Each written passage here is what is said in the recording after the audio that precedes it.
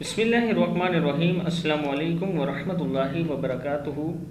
عابد راجہ channel کی طرف سے آج میں آپ کو انتہائی اہم وظائف بتاؤں گا جو نبی اکرم صلی اللہ علیہ وسلم خود کرتے تھے۔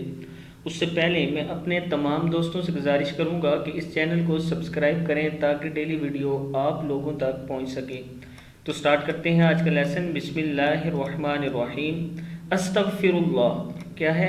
استغفر اللہ 50 سے زیادہ مرتبہ نبی اکرم صلی اللہ علیہ وسلم ایک دن میں 70 سے 100 مرتبہ تک استغفر اللہ کہتے تھے، استغفار کرتے تھے۔ صحیح بخاری کی یہ حدیث ہے کہ نبی اکرم صلی اللہ علیہ وسلم ایک دن میں 70 سے 100 مرتبہ تک استغفار کہتے تھے۔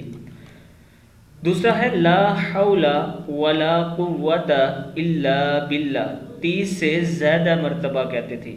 لا حول ولا قوت الا باللہ کیا ہے؟ لا حول ولا قوت الا باللہ، یہ جنت کے خزانوں میں سے ایک ہے۔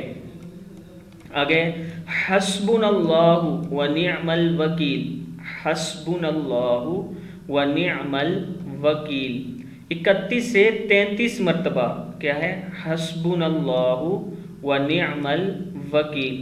حضرت ابراہیم علیہ السلام نے پڑھا جب انہیں آگ میں پھینکا جا رہا تھا تو اللہ تعالیٰ کے حکم سے آگ گل و گلزار بن گئی۔ صحیح بخاری کی ہے حسبنا اللہ ونعم الوکیل۔